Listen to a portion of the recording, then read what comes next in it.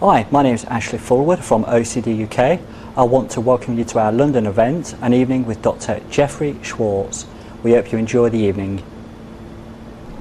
Hi, thanks for coming. And I'm just going to give basically an introductory overview of these 4 steps that we've developed to treat obsessive compulsive disorder, and that we are, to some significant degree, basing the spirit of the charity around this notion of awareness, mindful awareness, and especially the notion that you have the capacity through education, knowledge, to use the power of your mind both to help your OCD symptoms and to change how your brain works so that future symptoms will be decreased, so that it's both a therapy for the here and now, but also very much a rewiring of the brain, self-directed brain change, or to use the slightly technical term, self-directed neuroplasticity. Neuroplasticity really just means brain change. And in some of the classical scientific studies, they do it with environmental change, but what's nice about this kind of training is that you can actually do it with your own inner environment and make changes in your environment that help you work with your OCD and change how you respond to it, and the change that you make in how you respond to it then actually rewires your brain. And I'm going to explain how to do that and what that means. And the big final common denominator that we're going to get to with this is that it has a lot to do with how you focus your attention with respect to the symptoms that come in. So it really is a lot about the choices that you make about attention focusing, while completely understanding that the nature of OCD makes focusing attention very, very difficult to do. So right in the beginning, we understand that this is a very challenging proposition.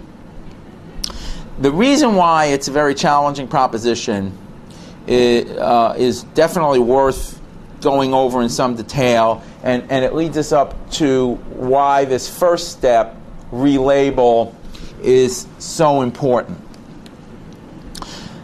The way we understand obsessive compulsive disorder is primarily as a medical condition, and a medical condition that involves changes in how the brain is functioning that really is responsible for why the symptoms are so intrusive, repetitive, and bothersome. Now, I just want to say right up front, there certainly are a lot of more cognitively oriented therapists that, and this treatment is very cognitively oriented. So we all, basically everyone affiliated with the charity agrees that cognitive approaches having to do with your knowledge of what OCD is has a lot to do with treatment. My own approach actually is not making the cognitive part the primary cause of the condition, although there is no question that how we interpret our symptoms has a huge amount to do with how we respond to them, and that creates its own cycle of repetitiveness. And then there are issues of content, why some people wash, why some people check, that very likely have a certain amount of cognitive history in terms of why some people are led towards one kind of symptom and other people are led towards another kind of symptom.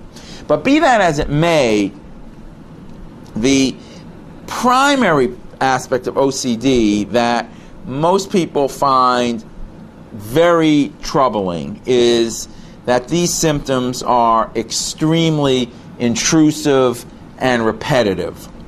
So that's where the real challenge comes in. And so these first two steps, relabel and reattribute, were both designed to help you understand and prepare to deal with that basic fact. Now, the relabeling step is trying to help a person really understand what is going on when you get this intrusive, bothersome thought, urge, usually something along the lines of a feeling that something is dirty, hands being a very classic example, a feeling that something might be contaminated, a feeling that something might be in a dangerous situation, needing to be checked, a stove, a door lock, a car ignition, etc. Feeling of needing to have things done a certain number of times, so lots of issues with numbers, lots of issues with counting, lots of issues with symmetry, lots of issues with perfectionism, getting things just so. Now, a common denominator of all of these kinds of symptoms, which turns out to be a big common denominator for what OCD really is in the deep medical sense, is that you're getting this feeling that something is wrong.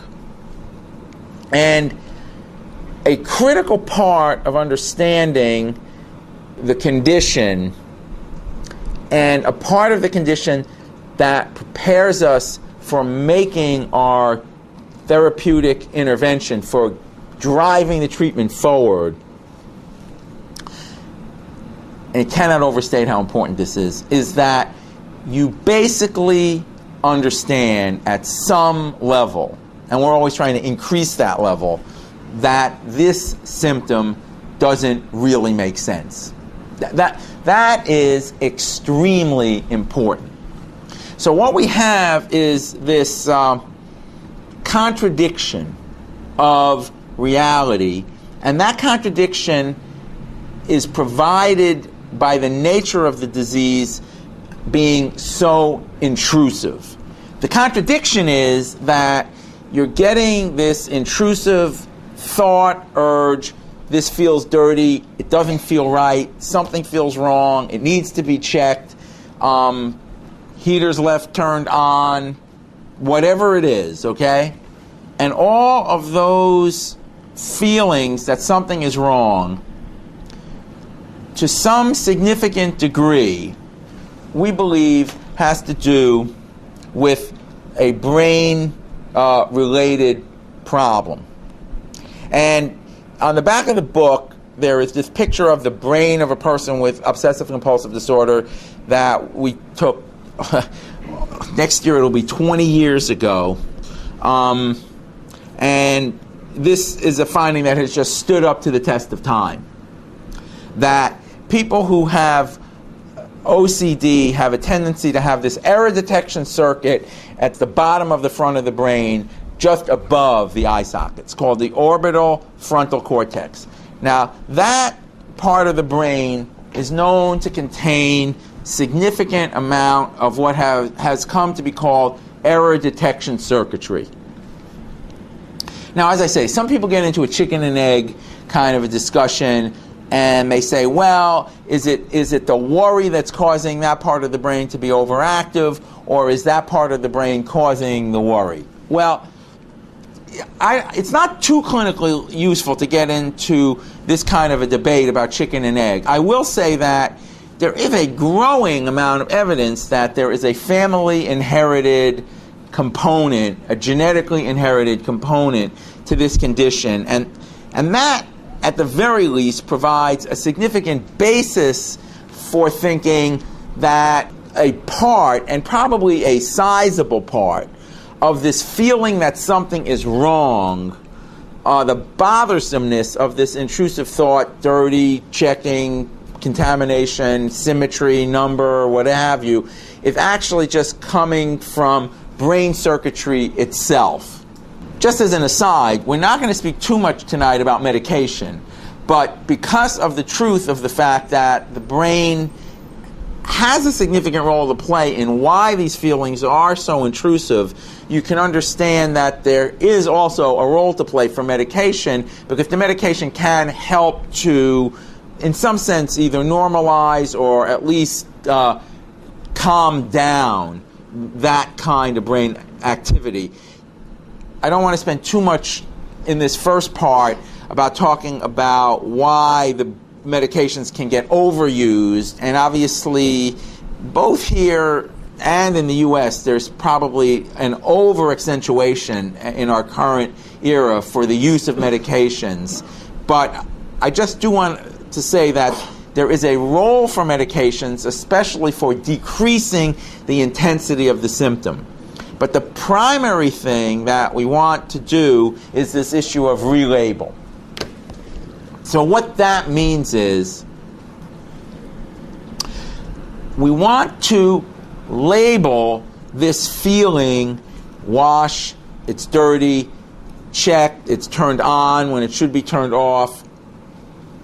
We want to take advantage of the fact that you basically know that this doesn't make sense, and we want to call it what it really is, which means label it as an obsessive thought, a compulsive urge.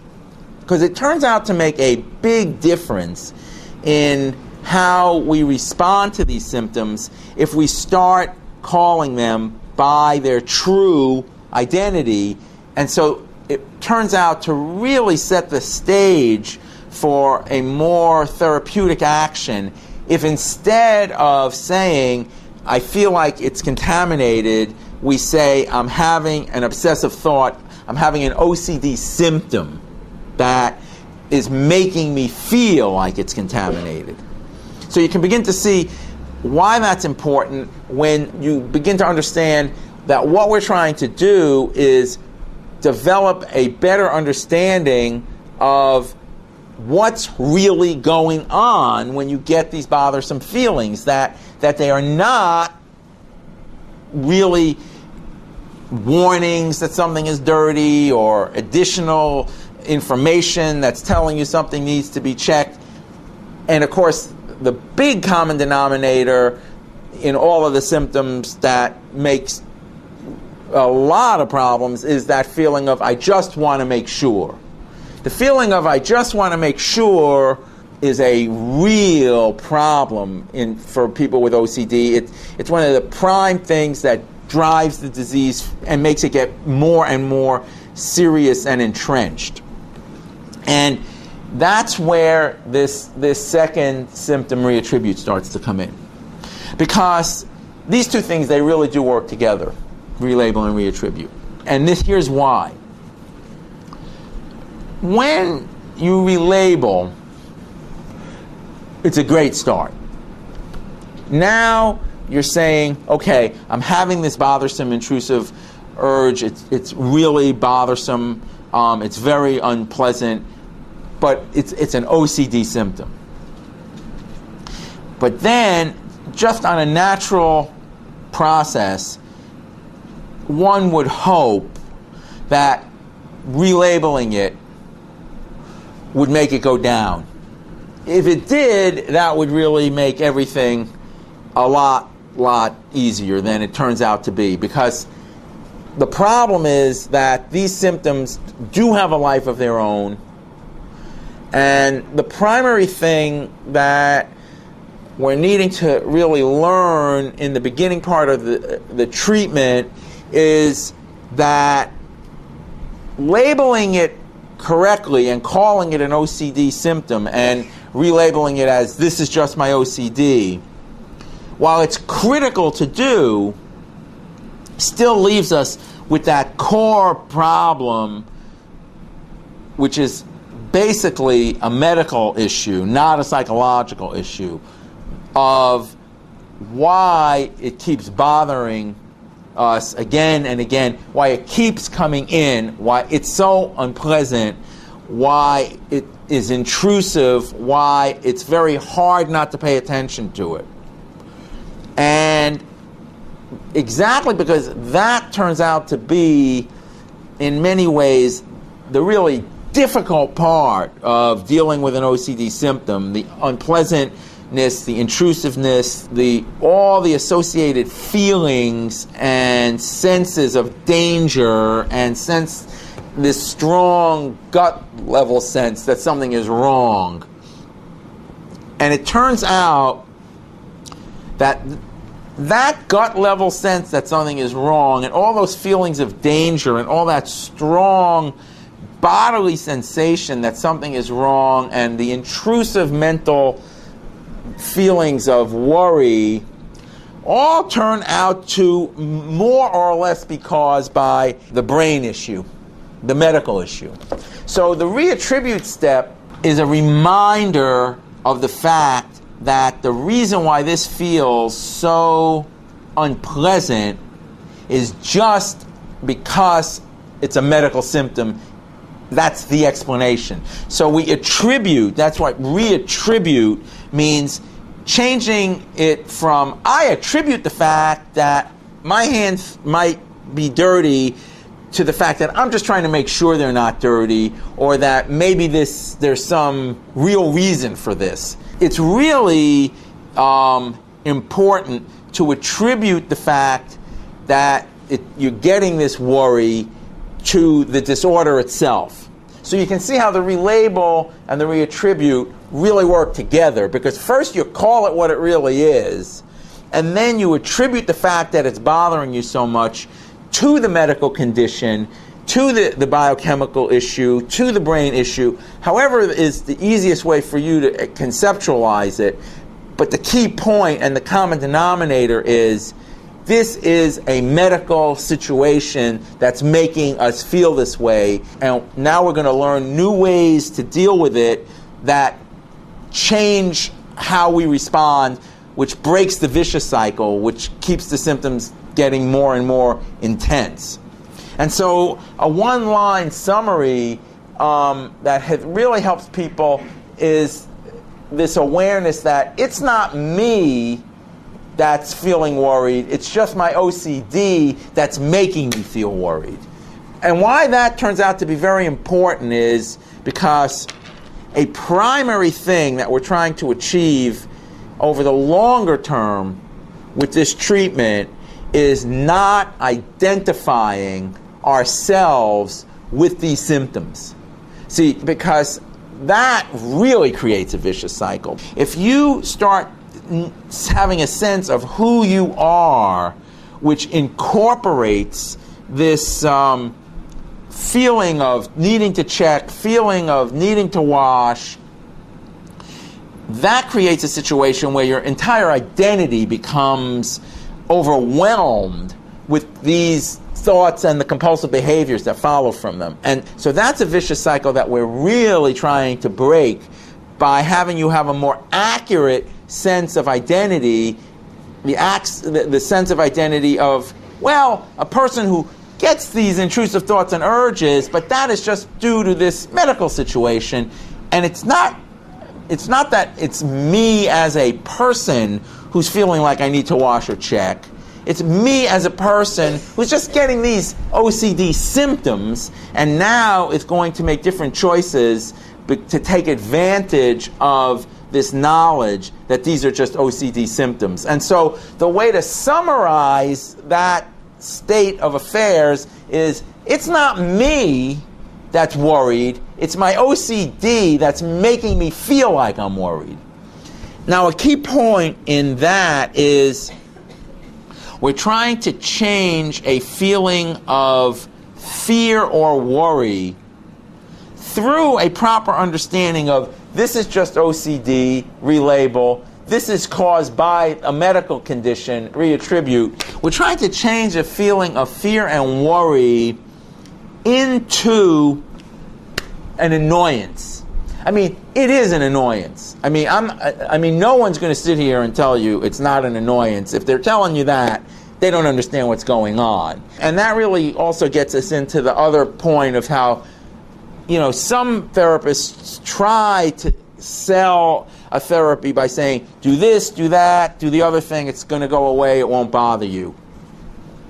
Every OCD patient knows that's not what happens. That is not what happens. Sometimes if you take medication, it'll begin to happen. If you happen to be a very, very fortunate individual, you'll take the medication and it'll happen to a significant degree, but that is not very common, and you can't really depend on that. So what we're trying to do in point of fact, as a process that summarizes these first two steps and really gets to the heart of the matter, is through a proper understanding of what's going on, namely, I'm having an OCD symptom, and what's causing it, namely a controllable, a manageable, brain process.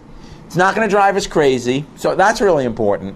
Not going to drive you crazy. It sometimes feels like it's going to drive you crazy. That's something that people really worry about. Is this going to drive me crazy?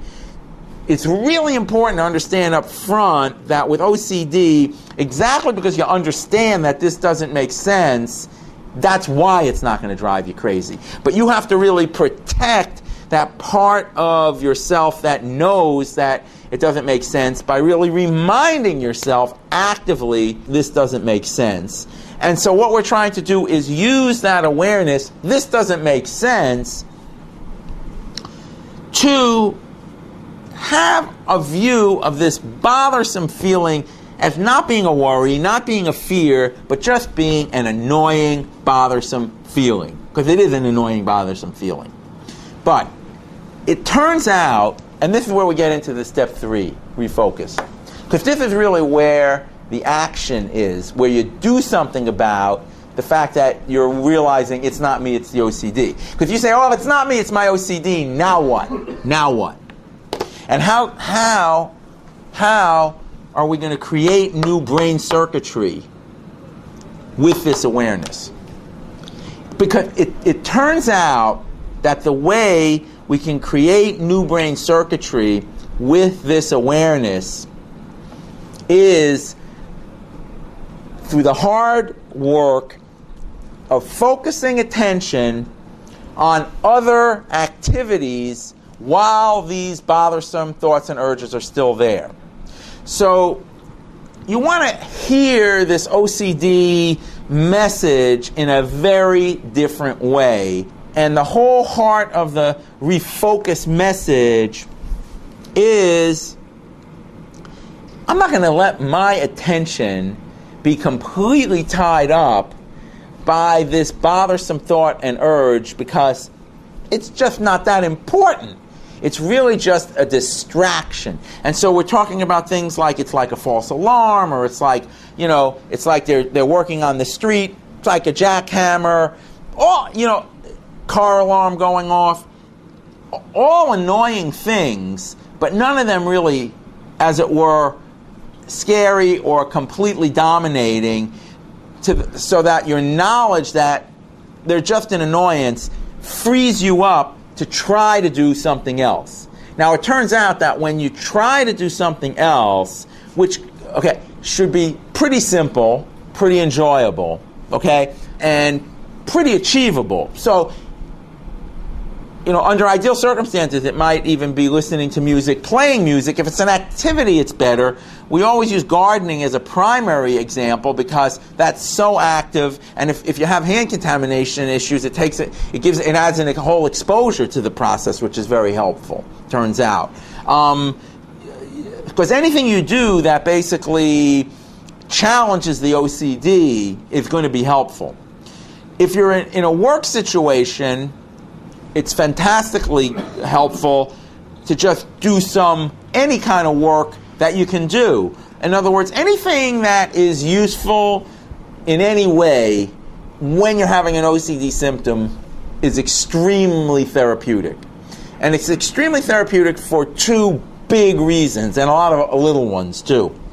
But the two big reasons that it's extremely therapeutic to do essentially anything that's useful, adaptive, enjoyable, constructive when you're having an OCD symptom is on the one hand, it allows you to learn that you do not have to have your actions controlled by this intrusive, bothersome thought and urge, which feels like a worry, but really isn't.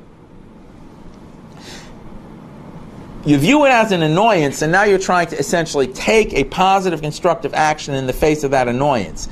And that raises the big second point. Because the big second point is that when you do the constructive action, the adaptive behavior, in the act of doing it, you're going to activate constructive brain circuitry. See, that turns out to be a big, big point. It happens to be very foundationally based in the theory of quantum physics, so it's on a very strong scientific basis to say that when you focus your attention on something constructive, you will activate and hold in place new brain circuitry, or the brain circuitry that you use to do these constructive behaviors.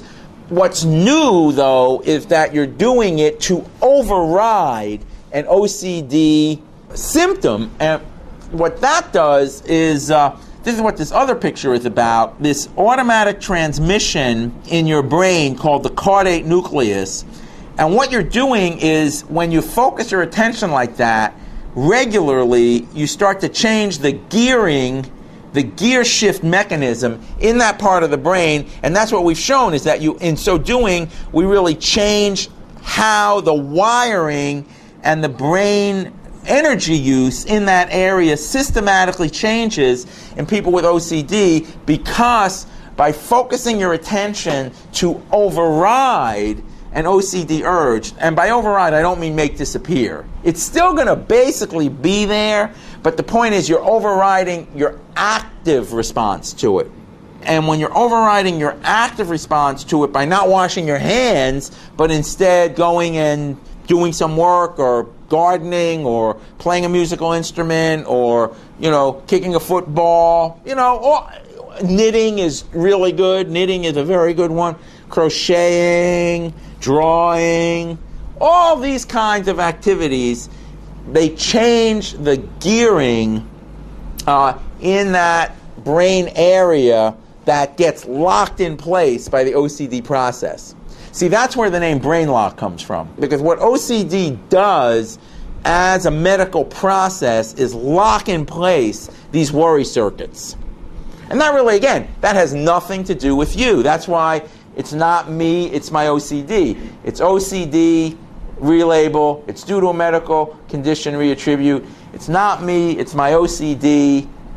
But since it's not me, it's just my OCD, what I can do is refocus and change the way the brain is responding. And when you refocus on the constructive behavior, you're essentially breaking the brain lock there. That's how you create a new circuit. By, on a regular basis, changing the focus of your attention when you have the bothersome symptom, you begin to override that core circuitry that's causing it to be so bothersome. The thing that really explains why it's so bothersome is because it gets locked in place by the underlying, as it were, medical condition, and that's what makes it so intrusive and bothersome. Now, obviously, in that kind of a framework, you can also see how the medication can be used very proactively, because if you take some medication that helps to, as it were, loosen this brain lock, makes it easier to override, and then you can, as it were, add to the effect of the medication just by doing the refocusing action. In other words, when you change your focus, you activate new brain circuitry, and medication for OCD, when properly used, loosens up this lock sensation and allows you to focus and bring the new circuitry online more easily. That's all medication really does when it's used properly. Now, when you do that repetitively, that's what brings in this revalue. Revalue is really something that just happens of its own accord, basically. So relabel, reattribute, refocus are the key symptoms, the key responses to symptoms, the key to the treatment. And what revalue means is really just that this relabel, reattribute, refocus happens more readily. The reason why it happens more readily is because the whole value that you put on the sensation starts to change, so that you're no longer going, I feel like I need to wash, and you no longer even really have to go, I know that's an OCD symptom. When you get to the revalue stage, which usually takes between a few weeks and a few months, and it's kind of a gradual onset, you don't even have to really think about it as much. You have a different sense of what that feels like. And it no longer feels like a need to wash. It feels like an OCD symptom that you know you need to refocus your attention away from by doing some other constructive behavior. And the big point about that is that when you do that regularly, when you relabel, reattribute, and refocus regularly, and it starts to really change the value that you put on the sensation towards, oh, that's OCD, let's work at refocusing, that is a reflection of the fact that your brain wiring is changing. So the revalue gets easier to do exactly because, yes, you interpret the reality differently, but the fact that the action that you're taking with that change in the understanding and interpretation, the action you're taking because of that is creating new brain circuitry that itself is overriding the OCD circuitry, and that's why we get these changes in the automatic transmission of the brain, because you're literally changing the underlying circuitry that is causing the OCD to be so intrusive. And so that's a natural process. You will notice that it gets less intense, less intrusive, and then medication can help that process to happen. One last rule of thumb to finish up this segment that is just an easy way to remember all this is just what I sometimes call the 15-minute rule, which is a basic principle. It's not literal 15 minutes. It's just a basic rule of thumb that says, if I can just wait about 15 minutes doing some other activity, in that time I'll notice that I don't have to give in to the OCD symptom and that I can change how I respond to it, so that we just try to use 15 minutes as kind of a basic time period to show yourself that you can do other activities for 10-15 minutes, and in that process of doing other activities for 10-15 minutes, you're learning, number one, that you can interpret this differently, you can respond to it differently, but you're also critically beginning the process of creating new brain circuitry, and that new brain circuitry is the circuitry that can override the OCD circuitry. So this notion of having a 15-minute principle that's basically saying, let's just try to do something else for 15 minutes, see what happens, reevaluate the situation. It's not going to mean that the urge is going to necessarily completely disappear in 15 minutes, but you're going to find that after 10 or 15 minutes, a lot of the time, you're going to notice that it's less bothersome, and you're going to get increasing insight into the fact of, hey, this wasn't so important. And the reason why it wasn't so important is because it was just an OCD symptom, and when I respond to it differently, it changes how my brain works. So that's kind of the basic overview, the basic structure of how to apply the 4 steps to standard OCD symptoms.